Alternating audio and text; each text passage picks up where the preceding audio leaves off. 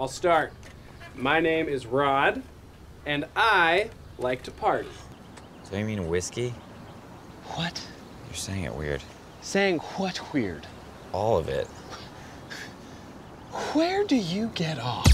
All right. Hey there, Church Planner. Welcome back to the Church Planner Podcast, your Wednesday edition with your hosts, Bobby Frazier and Maddie Buckets. Maddie Buckets, man. We've Matt T, which is Matt Turcato Thank Buckets. You. He's famous. he's Boise famous. We should talk about, actually we're gonna do a little series on like missional outreach. That's a good time to talk about Maddie Buckets. And we'll talk about Maddie Buckets because Maddie Buckets is a legend in his own mind. Is a legend in his own mind, and he's a legend in the mind of children all across the Treasure Valley. No, I don't know why, but he is. So, for those of you who don't know, we put on Made for This Sports and Arts Camp, which is this extravaganza of kids being crazy for 3 nights. And Matt comes as Matt T. Buckets. And the kids treat him like they come to church and they're like, "Dad, did you see Matty Buckets here?" And I'm like, "Yeah, he's here every week, buddy." I've legitimately been at the grocery store at Fred Meyer and got stopped and said, "Are you Matty Buckets?" And I was like, "I am. I absolutely am."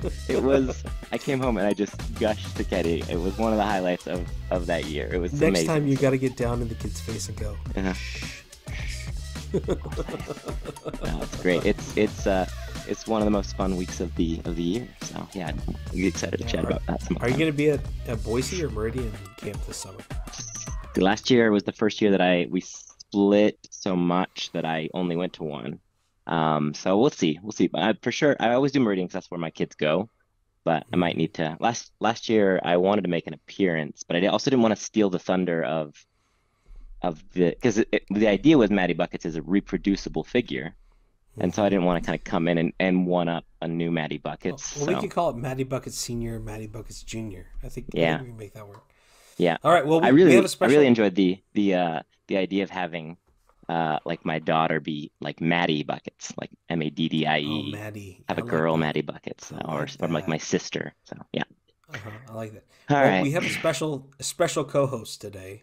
If you're watching on YouTube or is that a thing? Seeing this on video, yeah, we have. Do we YouTube? We have YouTube. Oh yeah. You got to tell me this in the future, so I'm not wearing. You're gonna dress nicer now that you know. I just legit had no idea. Yeah, you can look up Church Planner Podcast on YouTube if you've never watched or seen me and Matt. it's a nice plug. We live streaming on Twitch right now? No, not on Twitch, but that's coming next. We're gonna create our own Discord channel for the kids. Yeah, well, I'm glad that I'm wearing my Michael Scott vasectomy shirt today for everyone to see. Yeah. What? Yeah. Read your shirt for me. The shirt it's in the style of the LeBron James Nike cover where he went back to Cleveland and said, "I'm coming home." But instead of LeBron James, it's Michael Scott, and it says, "You have no idea the physical toll that 3 vasectomies has on the body." And then at the bottom, instead of "just do it," it says "snip, snap, snip, snap." So quality. And of course, yeah. So the puppy, how old's the puppy now? She is 12 weeks. We've had her for 2 weeks and we got her at 10. So yeah, she's getting big. And for those of you who weren't watching on YouTube, there was a puppy that Matt was holding. There was, yes. Her name is Luna, and she has been a great addition to our family. And she's also been a reason that I set alarms to wake up in the middle of the night to take her out so that she doesn't go potty in her crate. So I'm sleep deprived I'm not going to say in the same way that a new parent is, because that's foolishness. No, but that's different. But I'm definitely, we're enjoying her, and she's a joy. It's I forgot, I think, with puppies that you can't take them out until they get their like 3rd round of like parvo vaccines. Mm-hmm. So we just can't take her anywhere. She just hangs out in our house and in our backyard, and all I want to do is take her on a walk. But she's probably 2 weeks away from that. So well, you can take her she's adorable though, because we don't have a parvo at my house. That's what you think. I've seen Theo. He has worms. That's no question. So yeah, but she's doing great, and we're loving life with a new puppy. So well, that's exciting, man. Yep. I gotta meet that puppy. You gotta bring her over. Yep. All right. Well, man, what Is puppy life, is it as hard as you remember, or is it easier? No, I think it's as hard as I thought I remember. We had our first puppy dog, Addie, when me and Teddy were newly married, and I think we just didn't pay attention as much, and so she would just like she would chew. She ruined a couple chairs, and she ate my one of my PlayStation controllers.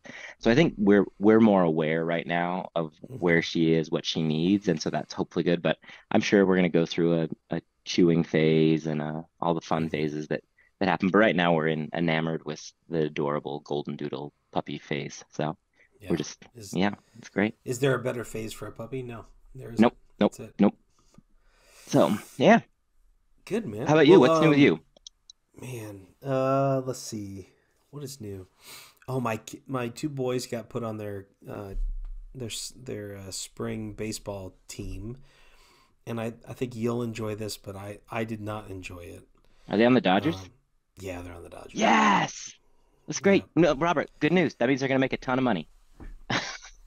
No, it means they're going In to underperform in the playoffs. Is what it means. Well, the bad news is they're gonna make a ton of money, but they won't make it for 20 years. So No, they won't. Although, if they have a shortened, like rain shortened season, yeah, like let's say would be there's a great. pandemic, they might win Sure. because that's Yeah, the only absolutely, season they man. can win. That's all they can do. No, this is Makai's first. My son is Makai. It's his first year that he's going to do baseball as well. So, and he's a huge Oh, baseball fan. So, we're doing Meridian PAL. We don't know anything about sports because Lily did our daughter did soccer for a couple years and did PAL, and so we just jumped on that. She's in gymnastics now, so she's really loving that. And yeah, so this is the is first this time we'll ever coach have pitch, two kids coach in. pitch or machine Yeah, pitch? it's coach pitch. Okay, And Teddy was I gotta filling out tell you. she was filling out the thing, and she was like, "Oh, do you want to be a volunteer coach?" And I was like, Not the first year. I made that mistake with soccer and volunteer coach. As much as I appreciate my co-volunteer coach, turned into me just coaching by myself. So Well, and here's the secret: if you don't volunteer to coach, you can assistant coach. But if you volunteer to assistant coach, they will make you head coach. there you go. So it's like Exactly. a really, and so what I do is I get my two good buddies here in the neighborhood. I tell them to sign up to coach, That's great. and then I tell them I'll be there. I'll be with, and I am. I'm there with Yeah. them. I'm in it with them. But if I sign up to coach, then we get put on separate teams and we don't get to be together. Yeah. So That's this a good is like a call. secret. That's a good call. That'll be fun, man. That'll be Yep. great. Yep. So We that's our we did coach pitch last season, and I pitched like 2 or 3 games, I think. And I gotta tell you, like if you're pitching 7, 8, 12 times per kid hmm over 3 innings, Yeah. your pitch count can get up into the That's hundreds. right. Need that It's Tommy Johns. I mean, yeah, like that, and it's all elbow because Yeah. Yeah. if you do a full throw, you're gonna like throw that kid out every time. So you gotta That's like great. the goal is you wanna like pitch it like this Arch so you it. get it straight and you Yeah. don't hit the kid because Yeah. there's nothing worse than the kids getting hit. Um, and then you also want to like throw it so that you're timing their bat. So Yeah. you're trying to hit their bat with the ball. It's like It's this great. very Very specific. Yeah. So it'll be fun. This is our first year doing two kids in sports at the same time, which I know you're a seasoned pro at, but we're like, oh, what are we gonna do? see like you just have to kind of like set aside the next 8 weeks from like 5 o'clock to 7 o'clock. It's not your time. Yeah. You just have to like in your head. It's just like as if you had dinner and bath time, but it's not hmm dinner and bath time. It's like out. Great. So you You gotta have to just like skip steel your dinner mind. and still do bath time, but late. Mhm. Yeah, Great. but You're really it is making it great because sound. like we love sports. Like we like sports anyways, but there's no better time to get to know your neighbors and like people around you than sitting on the sideline with people. Yeah. Like No, it is that's true. incredible what We're happens in that stoked. space. We've been highly active in going to our friends' kids' sports, and that was like a good balance because we didn't have to do all the practices or do all the stuff, and it's like, oh, we can just show up on a Sunday and meet all of Joe's friends from his neighborhood, and we can, Yeah. it works out well. So Although I will say you also aren't paying for kids registrations for sports, which has gotten so expensive. yes, yeah, yeah. How much was baseball for you guys? I think Makai's baseball was 93, and Lily's gymnastics was 120 something. Just That's not bad. crazy. So Theo did the Christian bougie basketball, the upwards basketball. The CBB, Yeah. Christian Bougie basketball. Yeah, have you ever been to the CBB, man? Like No. the upwards Christian bougie basketball? It's an experience. because we're used to Y ball. Wait, is this which the one that doesn't? Did they have five quarters or like six six quarters? quarters? Six Six quarters. quarters. What the hell, man? Six It's quarters. $1.50. That's great. You get an extra Like, playtime. the first game, I'm like, wow, that was fast. And it's like, no, we got 2 quarters left. And I'm like, hold on. I don't think you know what quarters are. I'm just doing the math here. That's 1.5. So Anyways, really, you're actually getting a bonus game in every 2 games. You get an extra game. So it's like a buy 2 get 1 free system they've got going. you're getting half free. You get 50% off. Well, that's why I said buy 2 get 1 free. But here's the thing with the Christian Bougie basketball, it was a great experience. Our coaches were awesome. It was a friend of mine was assistant coaching. It was like great experience. But I would have thought that because it's supposed to be an outreach, that it would be built like cheaper. But it was $190 for an 8-week basketball session. Yeah. Which to me, like that's almost, I think, $70 more than the Y ball was. And what percentage of that goes to overseas missions? No one told me that percentage. I'm gonna need to see your giving statements I'm and gonna need an your audited overheads. What's going on books. here? Yeah. What's Give me a list. happening? Give me a list of the ministries you support. I want to make sure they're all on the up and up. Yeah. Well, my buddy Johnny's the pastor over there. I'll call him up and just be Okay, there you go. I'd like the books. Yeah, that's right. If we're gonna do this, if we're gonna keep doing this, I'm gonna need to know what your overheads are. Yeah, I'm not paying for your.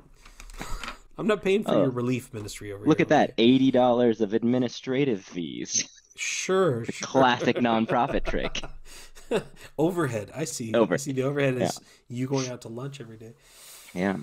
No, they're great. We love them. We love our Yeah. bougie Christian basketball friends. It was great. That's great. I'm people probably don't know I'm not a fan of basketball or my kids playing it because I was a wrestler in high school, and there's kind of an ongoing wrestler basketball feud that still lives To be in clear, my you in my are a heart. basketball fan. You're not a fan I love of your kids basketball. I playing love basketball. watching. Yeah, I love watching basketball. I just think I want my kids to be tough, not Did be you little whiny floppers like did you my have your favorite kids go basketball to, player. Did you have your kids go to wrestling this winter? Because the high schools do like these wrestling clubs Yeah. for kids. Yeah, no, we Makai is really interested in wrestling, and we wrestle a ton, and we've started to like when we wrestle, like I'm teaching him like half Nelsons and moves, so he's being prepared. But me and Katie have talked about as we got Makai into baseball, just kind of like how do we avoid the burnout of sports, and how do we make sports something the kids want to do and something they enjoy doing and something that they enjoy doing long term rather than a lot of kids will, if they get so pushed into it, it'll just burn out by, probably 7th, 8th grade, 9th grade when they actually are probably going to be the most effective and when it's going to mean the most. Those were the best years of sports for me. So we held off on sports a little bit for him, but I'm in, I'm going to try and get him into wrestling a little bit. Or I did judo as well to help. So I think some sort of martial arts. I know there's a couple people. Frank from our church does taekwondo with his kids. So something like that would be fun. So yeah, cool. Yep. All right. Well. All right. Great, Scott. It's time for this week's topic. That's the transition on the Monday episodes. I know that one. Yeah, I've listened to a couple episodes now, so I'm starting to become familiar. I still need to nail down that exit line. So you'll have to feed it to me a couple more times. So go where nowhere else is going, so you can be who no one else is being to the people that no one's reaching. Is that it? Not even close. I found this like it's a some sort flux of capacitor. Flux. I think it might be a flux capacitor. Speaking of our friend the doctor, but this has like you can do sound effects on it. Oh yeah, once soundboard. I figure out You got a how soundboard. to do this sound Great. effects on it. Just fill them with the most appropriate soundboard items you can from the other guys. There's not a lot of them, but yeah, we'll do. You can't quote TLC. Have you ever come face to face with a 500-pound tuna? You lose that battle 9 times out of 10. No, they'll develop a kelp breathing apparatus. Breathing apparatus. They're not gonna be able to stay on land forever. of- Put an hour and a half, just enough time to stalk you and your family. And now we have developed a taste for lion. Taste for lion. They're going outside of their what do they call it? Ecosystem. Oh, yeah, their great. ecosystem. Anyways, One of my favorite moments of our friendship was the watching that in Florida with a bunch of people at the conference for was that exponential or Exponential? Yeah, Exponential. Yeah. we were down with like a bunch of pastors, and most of them hadn't seen it, and watching that was just Oh, glorious. so good. All right. All right, This week's topic, Matt, is real estate part two. Did my part homework this two. week. All right. Part two. So after last week, what was the questions you had coming out of last week?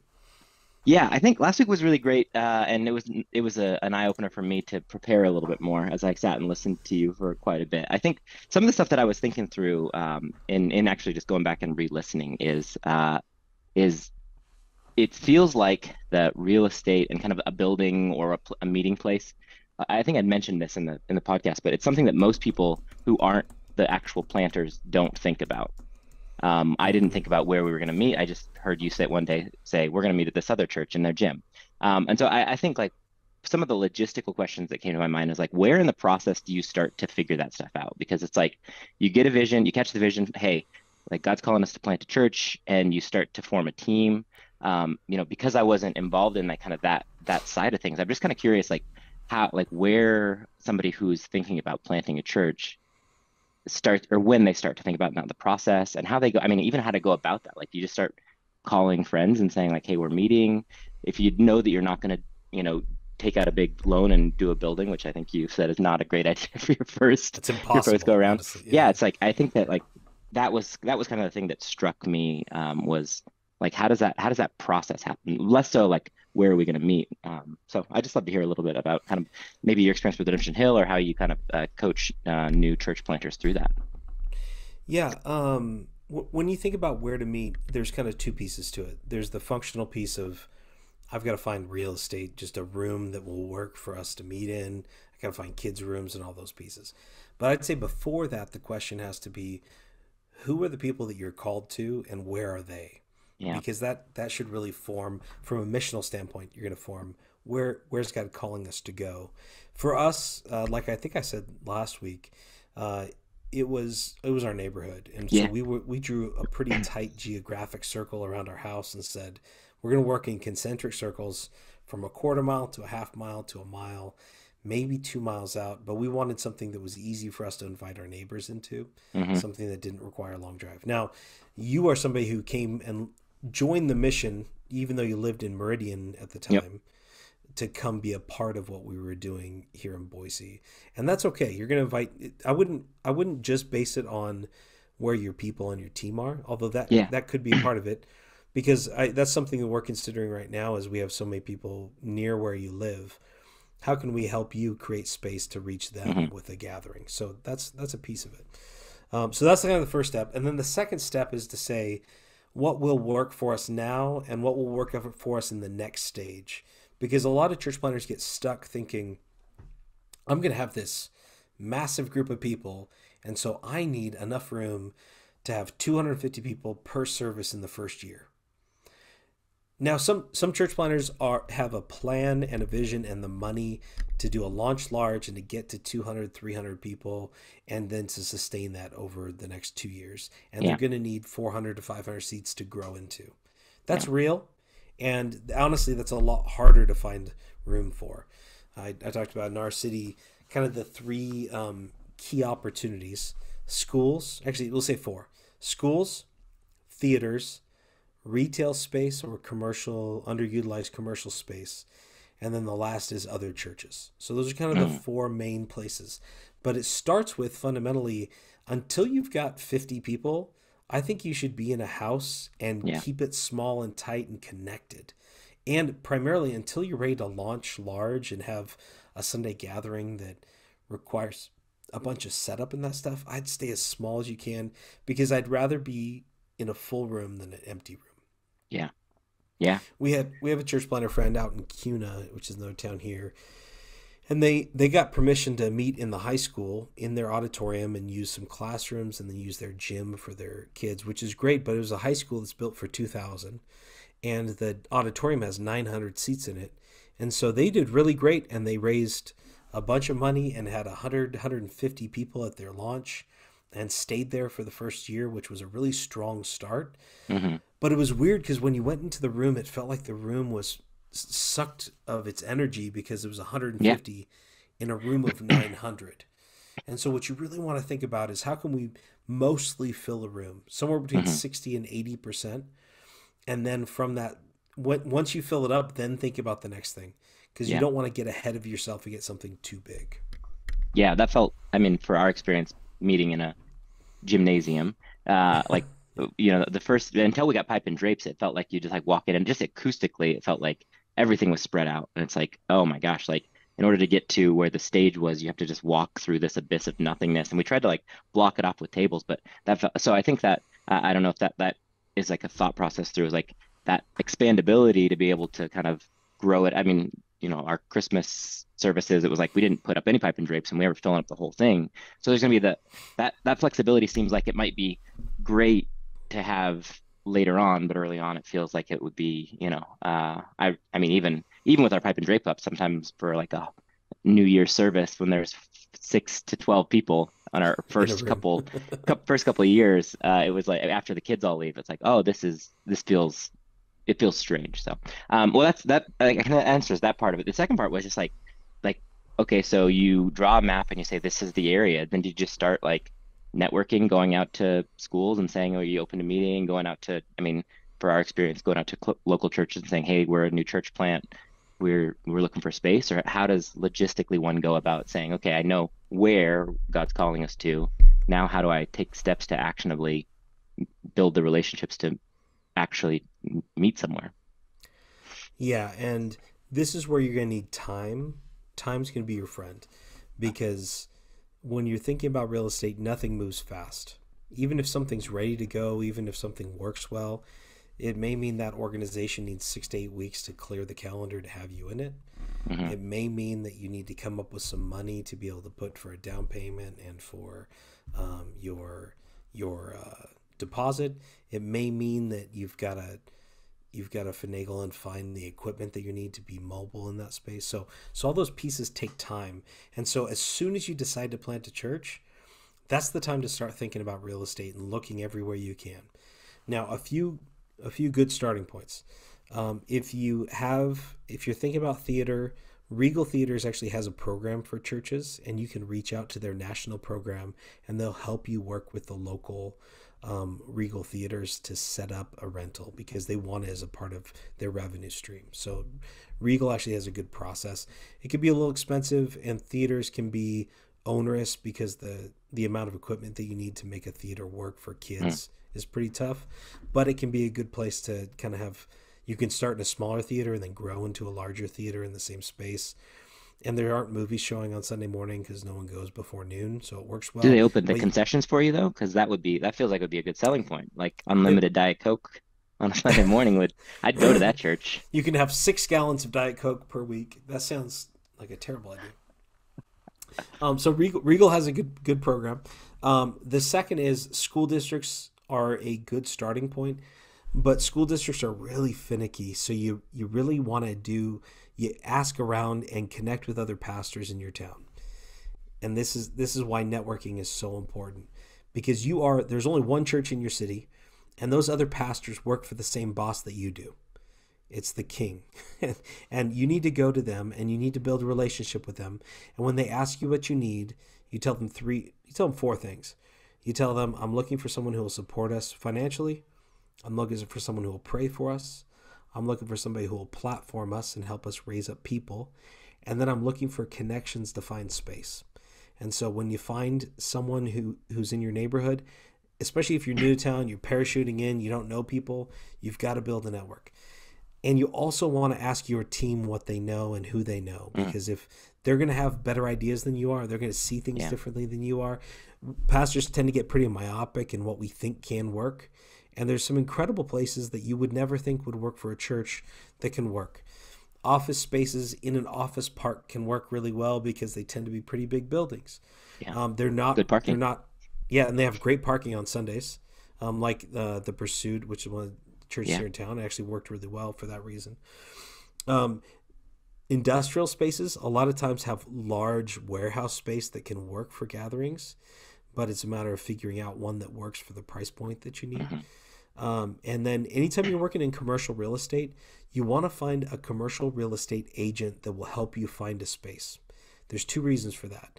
Number one, they're likely to know something you don't know, because even if you're on Crexy or LoopNet, which are the online marketplaces, those will actually only tend to be less than 50% of the available properties. So if you find a commercial real estate agent, they will be able to help you find something that works. And the company that owns the building is going to pay them. You're not going to pay a commercial realtor. The company that you're leasing from, you're going to pay them, and then they're going to pay your realtor to help you find those places. So find a commercial realtor who will help you find retail space, let them know what you're looking for, and they'll just keep their eye out. They'll keep their ear to the ground and help you find it. A lot of times you can find a Christian that might even donate part of their commission back to you, but just look for somebody who can help you, because especially with commercial real estate, putting together, I'm negotiating a deal for one of my clients right now. And the negotiation on a commercial real estate is much, much more complex than a rental for a house or even a purchase for a house, because every single part of the commercial lease is negotiable. And so you need somebody who understands the terms, understands the total cost, and can help you work through the questions that you have. Yeah. So you got that, and you've got theaters. We've got churches. Now this is Schools, churches. That's a touchy one, it seems like. Yeah, we're gonna stay away from schools for a second, because schools are Yeah. actually harder. So we'll go to churches. This is actually probably your lowest hanging fruit a lot of times, is finding a church that's underutilized in your neighborhood, and building a friendship. Now the key piece to this is don't use them. Mm-hmm. See them as a partner and tell them what you need, and see if they might have availability, and if there's ways that you can bless their community and ways that they can create space for you. But a lot of churches that I see, they come in with a sense of entitlement, like we're new and we have energy and we're a church plant, so everybody should bow to us. Don't have that attitude. Otherwise, you don't deserve the space. Yeah. Unless you can acknowledge that somebody else sweat, blood, cried over that space and did what it took to build it, and honor them, you don't deserve to be in that space. So make sure you're honoring the people you're coming into. And secondly, make sure that they know that that you're thankful for them. You're thankful for the work that they do, and honor them in like the type of ministry that they're doing, because it's probably different than yours, and your neighborhood probably needs both of them. So that brings us to the last one. Wait, can I ask a question on that one before we move on? What kind of what would you say are like the good evaluative best practices to say, is this a good fit for us? Because I think like it seems like if if a church was just like, hey, actually if you need a space, we're not using our space on a Sunday night or a Sunday afternoon, or our service is at 8, and if you wanted to do an 11 o'clock service, what are some of the things that kind of, as you've done this twice now, what are some of the things that you kind of process through in your mind to say like, hey, not only do we have a good relationship and it doesn't make sense, or how can we bless each other, but like, is this actually a good fit for what we want to do? Because I think like that could feel like a big temptation to say like, oh, the second guy I met with says his church has space open at 6 o'clock on a Sunday night, so we'll just do a Sunday night service, and we've got a space, and we can check that off the board, and now we're done, and we don't have to worry about space anymore. But so I guess what are the things that you would kind of key in on and say that are good to kind of think through if you're making, because it is a big decision to cohabitate with another church, and there's some really great things that can happen there, and we've seen that happen with both churches that we've kind of partnered up with, but there can also be some challenges. So I'd just love to hear your thoughts on that. Yeah, I think go slow is the first one. So if they say, we've got space for you, you say, oh, thank you so much for offering that. Let's talk through what that looks like and make sure that it's a good fit for your community and our community. And then start walking through what you need and what you want. Now, depending on your model of church planting, later or Sunday evening services could work well, but I would be very careful about that for two reasons. The first reason is Sunday night, it can work well, but it never works well for families with little kids, because trying to do church over either dinner time or nap time or late afternoon is much more difficult than doing it in the morning for kids, especially under 7. Like that's just really difficult, and you'll have a hard time attracting families with young kids. So if that's not the demographic you're going after, you're doing like a college age church plant. We're really ministering to the young adults. It's like, this is great. Sunday night services are going to work well. Okay. Yeah, and we've seen that over and over again. College-based churches, Sunday night works well because a lot of times Sunday morning, college students are either paying for the night before or Yeah, they are sleeping in. Like that's enjoying just some the much normal. needed rest and relaxation. Yeah, college students need that, and college and Sunday nights can work really well. Yeah. So I'd argue against that. And then the second thing is, as much as I hate that this is true, when you look in your community and you ask them to go to church, in their mind, their mental model is Sunday morning. Hmm. And so if you're trying to get them into a space where they're not exactly like feel comfortable, and then you're adding another barrier of a weird time or a time that they wouldn't think is that space for church, that's a barrier for them. And so I think that you need to think real clearly about who are you trying to reach and what is their lifestyle like and what works for them. Now in Boise, sometimes Sunday evenings can work really well because we have such a strong recreation community. They can ski or be up in the mountains or be on the river and then in the evening come for service. Sometimes that will work, but a lot of times if you try to plan around that, you're actually helping people to anoint something ahead of God in their lives. And you're actually feeding their consumerism of church. So Yeah. there's complexity. I think you got to Yeah. think through that. Oh, Cool. the last thing I say about that is that when it comes to rentals for churches, be explicit and very clear in your rental agreement about what space you're using, how much it's going to cost. You should have a time frame, and you should have renewals. So when it comes to time frame, don't do anything less than 12 months, because the setup and time it takes to build what's needed for a space is never worth less than 12 months of time. There should be an opt-out.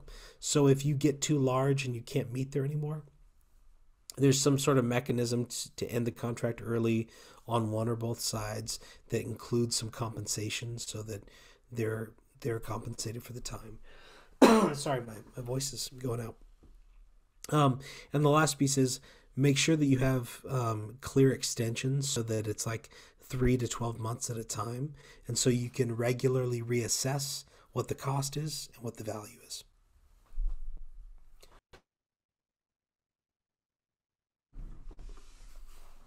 So I may be losing my voice.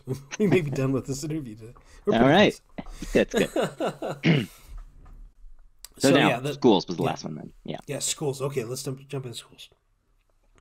Schools are complex because it requires you to have a partner on the other side who understands the value of what you can bring, which is hopefully some financial support to the schools, and they understand your needs, and so that they don't kind of roll over you. The institution of the school and the school district are much stronger than your church. They have all the cards. You have none of them. And so anytime you choose a school, you're stepping in a space where you really don't have any rights. You have a lot of responsibilities. Now, I like schools because they're third spaces. They're places where people feel comfortable who are far from God. They're places that feel like they would belong. And so schools can feel comfortable. And if it's in their neighborhood and they know the school layout, they even feel more welcome there because they've been in that building before. But a lot of times you'll have to have somebody from the school who works there who will open it for you on Sundays, because they're not going to require one of their staff members to come in. So what I would start by saying is network like crazy with existing churches and within your church to find out if there's somebody who could join your team who works at a school that might be able to provide for you a space. Now, in our school district, I think this is illegal, but they do not allow churches to rent the space unless they have land purchased and they're going to build on it in the next 2 years, which is basically no one. So no one's able to rent it. And other school districts really need your money, and so they're much more willing to rent it to you. Either way, it requires you to come in not just as a renter or a business partner for them, but to someone in the community that says, I'm going to bless your school. I know one church plant here, they're actually at my alma mater at Eagle High School, and they came in and basically said, we're going to do a big project as a service to you that cost them almost $15,000. They said, we're going to come in and we're going to fix this part of your school because you need help. And it started the relationship with a ton of goodwill because it told the school that they're not there to be used, they're there to be blessed by the church. So come in with that sort of a mindset and it changes the relationship. Yeah. Cool. Yeah. All right. Are those all your questions? That's it.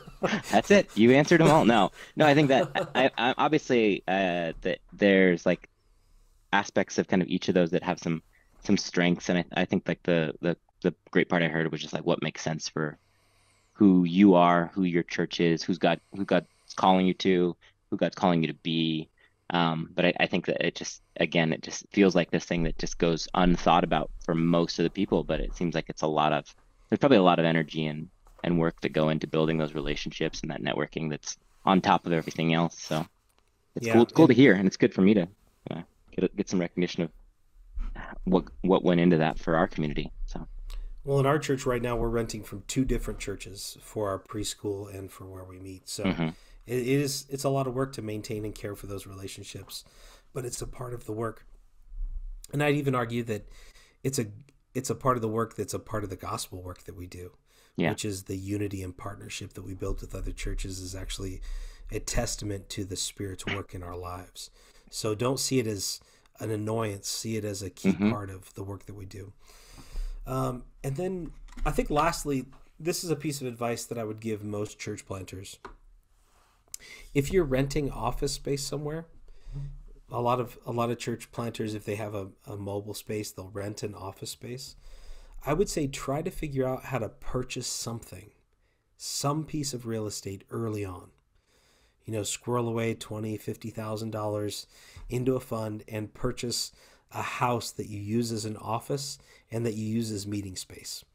Because what will happen is that will grow in equity and help you purchase maybe a piece of land mm, or help you have a down payment or a starting point for the building project you're going to need when you create the probably the one or two buildings that you're going to build as a community. Most churches won't ever build a building, and if they do, it will probably be just one. And so what you want to do is be prepared when it's time to do that. And I would say, although that's not my bent is to want to own real estate like as a church, because real estate's a liability. When I rent, I'm not responsible to make sure that there's enough toilet paper. When you rent, when there's something wrong with the building, you have to deal with the problem, but you don't have to fix it because it's the yeah, landlord's job. There's something really nice about that as an organization. It frees you up to do more ministry. But there comes a time when your community is a permanent fixture that needs to create a third space for the community to utilize. And when you do, the way that you should approach that is not what does our church need, but rather what space does our community need and how could we make it useful for both the church and the community. I yeah, love there's some church friends of ours in Michigan that basically create Y style community centers that then are their church buildings so that yeah, they have classes and kids sports and indoor playgrounds because in Michigan good news is indoor playgrounds yeah. when it's winter and snowy for 7 months. No, I was thinking through like when we were kind of in the middle of figuring out what our next phase was after our lease was up with our first church that we were renting from. One of the kind of visions or the thoughts that you had was like what would it look like for us to create like a third like a working rental space throughout the course of the week. It's also got maybe like a cafe in it where we could have like a Yeah. coffee shop where it's not just this thing where it's like, oh, this is also a church, but it can meet that other need. Because I think that would feel like, especially if you're renting an office space, it's like, okay, if we're spending all this money on Sunday and then we're not using the space to bless the community around it, there's no soft edges for people to be able to access this space. And it's just kind of like they drive by and it's like, what is that? Oh, that's a church versus being able to like, oh, I think that's like a cool coffee shop that also has a church that meets there on Sunday. Like there's something about that just has always appealed to me. And the idea of like how do we meet the needs of where God has called us to be outside of just having a space that they can meet on a Sunday morning and worship. And it's a cool idea, and I think there's some obviously some benefits to that could be taken into consideration too. So Yeah, and there's a couple examples that come to mind that I think are really neat uses that kind of think outside the box. Actually, three that are really built around more missional models. One is we have a friend here who has a church in a very unchurched area, and it's just in a valley like 10 minutes away from here. But in that little valley, there's no churches, and they have a restaurant there, restaurant. and so their church runs the restaurant with a coffee shop attached to it. And then on Sunday mornings, the restaurant's closed and they meet in there for worship and invite people throughout the week that come for beer and drinks at this restaurant. And my friend Barkley, who runs that, has gospel conversations almost every single day because he's running a restaurant in the neighborhood. In that neighborhood, Good News sounds like restaurant. I have another friend down in Tampa Bay, and their network, it actually rents out co-working space on Sundays. So they use the co-working space, they pay the co-working space, and then on Sundays they utilize it, because if they pay for a building that doesn't get used all week, it's just a bad use of capital. It's a better use to build something that's useful. And in an era of work from home, co-working space sounds like good news to a lot of families. Yeah. So creating that is useful. And probably not a lot of demand for a co-working space on a Sunday morning. Exactly. Get some good prices there. Very, very few people are using co-working space on Sunday morning at 10 a.m. And the last is, you guys, many of you know of Hugh Halter in Alton, Illinois. He was given this old, it was a decommissioned postal office in downtown Alton, Illinois. Are you there? Oh, yep. I had a little internet freeze.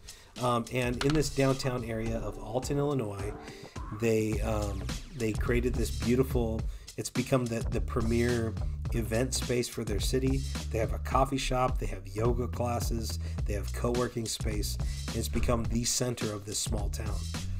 And they were able to get the building for like $1 a year lease, something like that, because the city wanted to see it used. So there's some creative ways that you can use space. And actually, this is something I'm really passionate about. So if you're working on some sort of real estate project or have ideas, drop a note on our Instagram at Church Planter Podcast, and love to connect on that. So thank you for being here. Do you want to try the ending, or should I do it this week? I mean, you heard my effort at it earlier. It's not quite as refined. Okay. Remember, if you want to reach the people no one else is reaching, you've got to go where no one else is going and do what no one else has done. I felt like it was close earlier. I'll have to re-listen. It wasn't terrible. It was, it was more of the spirit of the law than the letter of the law. Yeah, you're getting close. Listen, maybe we need a separate one for our Wednesday show. Yeah, it's better than what they do on Monday. I'll feed ChatGPT some prompts and see what he throws back at me. And then we'll run it by Peyton and Pete and see we came up with something better. That's right. All right, friends. Cool. We'll see you next week. Hopefully, you have a good week. Take care.